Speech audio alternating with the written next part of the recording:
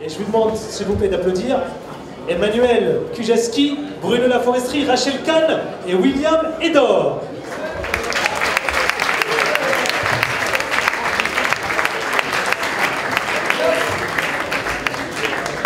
Alors la parole à Emmanuel Kujaski pour paupérisation de la jeunesse.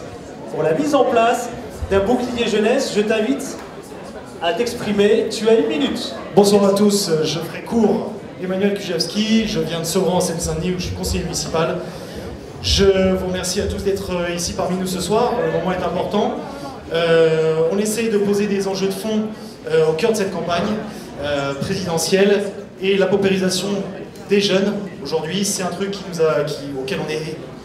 nous attriste énormément. Elle s'explique pour des raisons très simples. Nous, on fait le constat aujourd'hui qu'en fait, c'est de plus en plus ce qui vous permet de financer votre permis de conduire, vos études, vos premiers logements, etc., c'est la famille. Et si on fait reposer tout ça, le financement, l'autonomie sur la famille, on sait très bien que ça produit qu'un creusement des inégalités, et donc la paupérisation des plus pauvres et la précarisation des classes moyennes, ce qui est insupportable. Nous, ce qu'on veut, c'est permettre enfin la prise d'autonomie par les jeunes, la prise d'autonomie des jeunes, donc qui puissent se permettre l'audace. Pour ça, il faut qu'ils en aient les moyens. Et les moyens, nous, c'est très simple, on propose, de la même manière que personne n'est choqué par l'existence aujourd'hui en France, et heureusement qu'elle existe parce qu'elle répond à des vrais besoins, d'une allocation d'autonomie pour les personnes âgées, pour qu'elles puissent rester autonomes. Aujourd'hui, nous, on voudrait que l'État garantisse l'entrée dans l'autonomie, dans la vie adulte des jeunes. Ça, c'est extrêmement important. C'est extrêmement important et ça passe à notre sens par une allocation d'autonomie pour les plus jeunes. Je vous remercie. Merci à toi, j'appelle tout de suite Bruno Laforesterie pour fiscalité entre les générations, mon cher Bruno, pour le couplement de la fiscalité de l'impôt sur les successions et de la taxe de solidarité entre les générations. Tu as 1 minute. Alors là, on rentre dans le dur, là. On va parler de fiscalité. Donc, Thierry Bert, l'inspecteur général des finances, qui devait être là, n'est pas là, donc je le remplace. Non mais, c'est un sujet qui me tient particulièrement à cœur. Aujourd'hui, nous sommes pour un impôt sur les successions important. C'est une des conditions d'une société égalitaire. Même les plus libéraux ont accepté le principe qu'on pouvait potentiellement aider un peu ses enfants, mais pas à chaque fois tout remettre, entre guillemets, dans une succession de dynastie patrimoniale. Aujourd'hui, il s'avère qu'en France, c'est pas moi qui l'ai inventé, le patrimoine des Français c'est 11 000 milliards d'euros, tant mieux.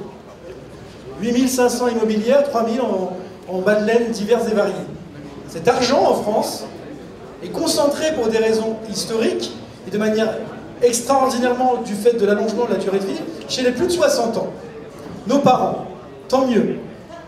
La question que nous nous sommes posée, c'est de se dire aujourd'hui, un impôt qui a été, entre guillemets, mis en place quand les gens, et je ne leur souhaite pas, mouraient à 70 ans, a-t-il la même efficacité sociale que quand ils meurent à 90 ans, et tant mieux.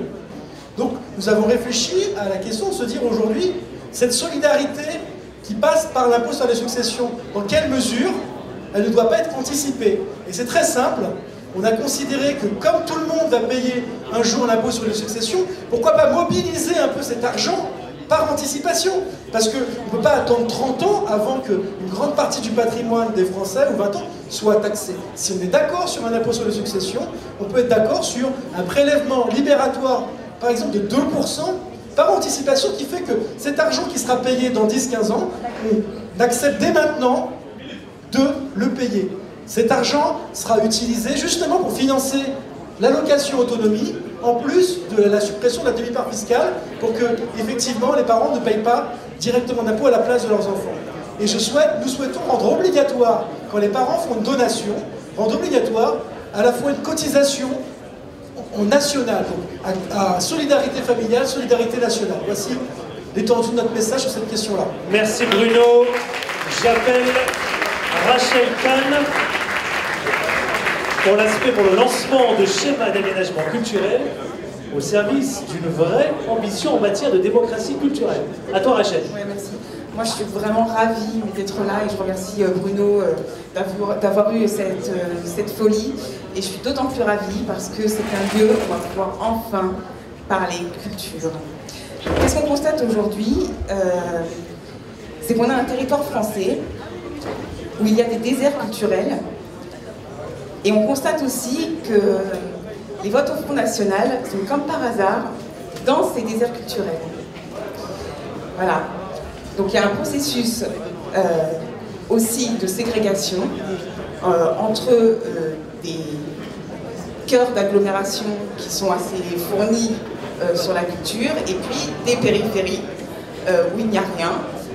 Il y a un second désert culturel qui est d'ordre plus politique, c'est ce que je disais au début, cette absence de lieux où les artistes eux-mêmes, les artistes émergents, moi je milite à fond pour la diversité des esthétiques, et aussi les publics puissent réfléchir ensemble sur la culture. Parce que la culture, c'est le lien entre les gens évidemment, mais c'est surtout nos fondamentaux. Nos fondamentaux, notre liberté de conscience, notre liberté de penser. Voilà, donc pour toutes ces raisons, nous proposons un schéma, enfin des schémas d'aménagement culturel, ainsi qu'une véritable démocratie de la culture. Et ce pourquoi? Eh bien pour co-construire un service public de la culture. Voilà, c'est ce qu'on propose. Merci à toi Rachel. J'appelle tout de suite William Edor, l'investissement dans la culture, mon cher William, pour que l'investissement dans la culture favorise réellement les pratiques émergentes. À toi la parole. Tout à fait, bonjour William Edor, je travaille dans le marketing de l'industrie musicale, où je m'occupe entre autres justement de promotionner les cultures émergentes, les musiques émergentes et tout particulièrement les musiques urbaines.